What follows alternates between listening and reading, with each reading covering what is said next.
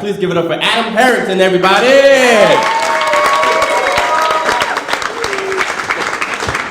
Yeah. What's up? What's up? Did you have a good weekend? Good talk. This was a beautiful weekend, long weekend. Columbus Day is like the weird long weekend. It's like the bastard stepchild long weekend. Because some people don't celebrate it, some states don't even recognize it, and if you do, you feel ashamed. And I get it. It is, and I recognize that like Columbus didn't discover America, and he fucking exploited and raped and pillaged and brought disease to the New World. I get all of it, I get it. But if it weren't for him, I wouldn't have gotten 40% off a new set of queen bed sheets at Macy's yesterday, guys. It was a big day for me, a Columbus Day sale. That's a true story. I wish that were a joke. It's not.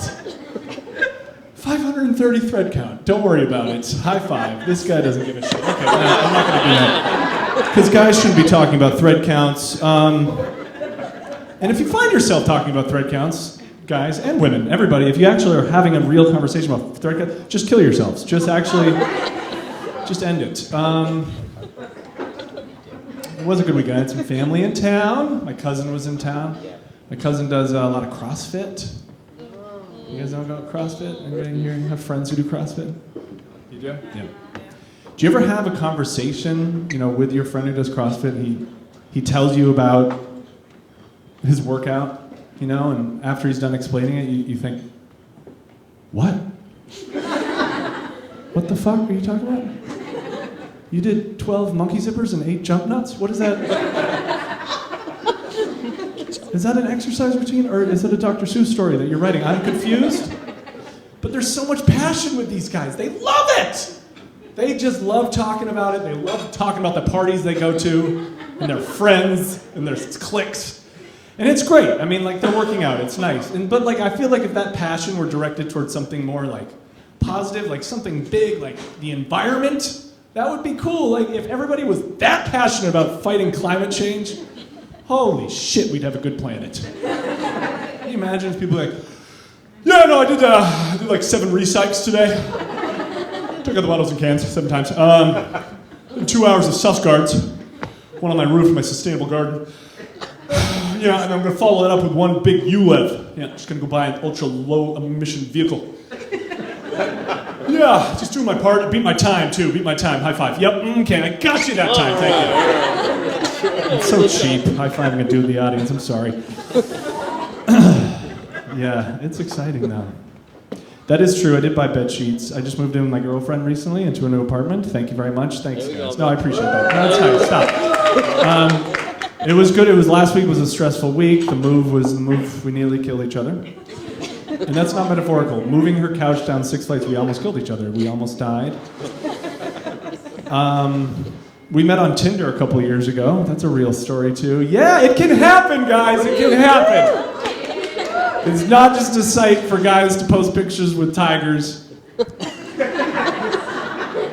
It's a real thing. Tinder is, but mostly dick pics are sent on Tinder. I realize that, and I know that, and I have to tell that story to people. But the dick pic thing, I feel like guys, we have to have a national conversation about dick pics. We probably need to stop doing it, right? Don't you think? Here's something you will never hear. A woman saying to another friend, oh my God, this guy I'm dating, he sent me a dick pic last night and it was amazing. It's just a sentence you're never gonna, it's fucking weird, it's gross, but I realize it's because we are so proud of this. This is all we have at the end of the day. Because especially now, women in a city like New York City, wherever they're strong, independent, smarter than men, women everywhere, they don't need us, but some still need this, and we're fucking aware of that. We're not totally stupid. So we just can't even help ourselves. We just have to show it. If it were legal and physically possible, we'd chop it off and FedEx it to you one day overnight. This is mine, and it would be great. Fuck the camera. We'll just skip the middleman. It's so dumb. But yeah, the Tinder thing. I mean, that's the story we have to tell people, and I'm fine with it. It's just funny, the stories that people tell now, of how you meet your spouses. I'm not saying I'm getting married. Don't worry about it. I'm just saying, are so different than the stories that our grandfathers and grandparents tell their grandkids of how they met their spouses. Like those stories, the typical grandfather of now telling they met their spouse is so classic. Telling their grandkid, like, hey, Timmy, come here.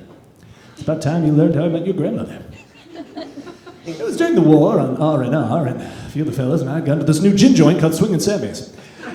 Benny Goodman was playing on the stage, and, well, a few of the fellas and I had been through a lot together, so we were toasting our gin martinis when there I saw her. The prettiest girl I'd ever seen. With hair as red as a California sunset, and with a face, well, that would make even Rita Hayworth jealous. I knew right then I had to make my wife, so after the war we were married, and 50 years later I'm more in love with her than I've ever been.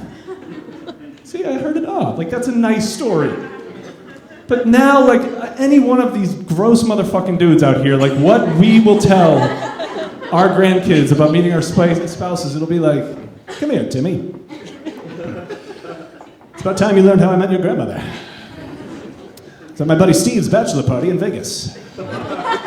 Just finished dancing with 2 lady dancers we'd invited to our rooms. We had been through a lot together, so we decided to meet up with these chicks we were chatting with on Tinder and Bumble and Happen and OkCupid. Well, we took an Uber to the Strip to this new club called Wet. 2 Chainz was blasting on the speakers. We were toasting our fireball shots when there I saw her. The sluttiest bitch I'd ever seen. Getting freaked in between 2 Persian guys and with tits as fake as your robot brother Edward. Your brother's a robot, Timmy. It's about time you knew that. I don't know if you knew that.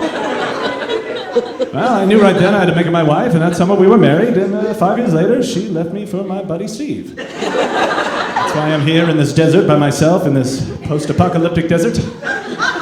But thank God we still have Columbus Day, because I have a new mattress I got for $400. Thank you very much. Thanks, guys. I'm Adam Harrington.